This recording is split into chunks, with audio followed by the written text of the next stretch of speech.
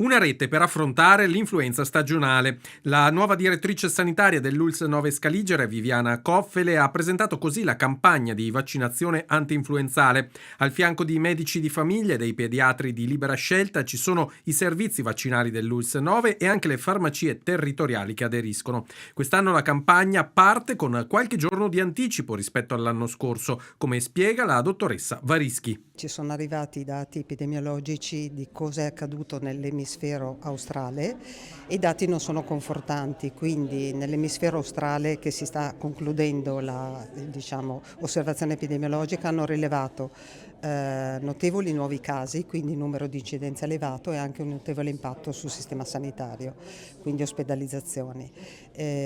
Pensiamo che la stessa cosa possa accadere da noi, ovviamente è tutto in evoluzione, dipenderà anche dal clima. L'anno scorso il picco c'è stato verso i mesi di febbraio e gennaio, potrebbe anticipare, quindi è per questo importante, soprattutto le categorie dei vulnerabili, i bambini che sono stati quelli che in percentuale si sono ammalati di più lo scorso anno, i fragili, possano vaccinarsi tempestivamente. Tante le categorie che possono accedere alla vaccinazione gratuita, dagli over 60 ai soggetti fragili, dai caregiver ai lavoratori pubblici di settori cruciali e chi lavora con gli animali. Un occhio di riguardo anche per i più piccoli. Il Ministero dà indicazione di una somministrazione gratuita dai 6 mesi ai 6 anni di età. Poi vanno considerate le situazioni di fragilità.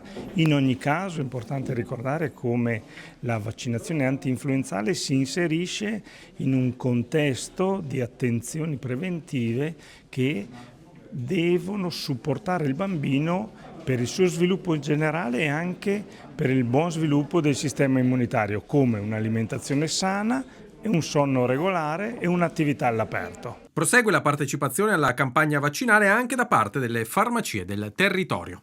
L'anno scorso siamo stati circa un centinaio, quest'anno ci auguriamo di essere ancora di più, capillarmente presenti in tutto il territorio per proporre ai nostri cittadini questo importante servizio che vede la farmacia affiancarsi alla nostra ASL e ai nostri medici di medicina generale nella lotta all'influenza.